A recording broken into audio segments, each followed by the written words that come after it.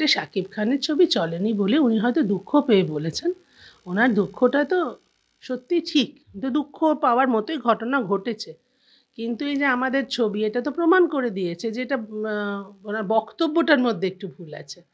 উত্তম কুমারের শহরে বাংলা ছবি চলে, এখনও চলছে, রমরম করে চলছে। তো ওনারটা চলেনি কেন, সেটা বাংলা ছবির দর্শকদের দোষ দিয়ে তো লাভ নেই। যেখানে এতগুলো ছবি চলছে সেখানে ওনারটা কেন চলছে না, সেই উত্তরটা ওনাকে খুঁজে বার করতে হবে। বাংলা ছবির দর্শক এলেন তো, এখনও আসছেন। আজকে আমাদের ছবি নো ডাউট মানে হ্যাঁ, মানে ১২ সপ্তাহ চলেছে, এই সপ্তাহটা ১২ সপ্তাহ।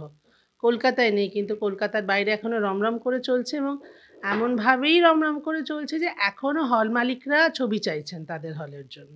নগদের কাছে সব গ্রাহকই প্রিয়, তাই তো সারা দেশে ক্যাশ আউট চার্জ সবচেয়ে কম।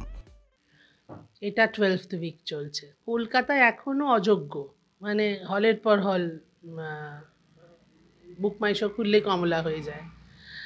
অথই মানুষ দেখছেন, তো দর্শক কেন আসবেন না? দর্শক আসবেন, কিন্তু দর্শককে তোমার কন্টেন্ট দিতে হবে। আমি সবচেয়ে বড় কথা কী জানো, যেটা আমার মনে হয়, আমি যদি বলি আমার ছবি অসাধারণ, এসে দেখো, ওখানেই আমার 50 ভাগ নম্বর কাটা যায়।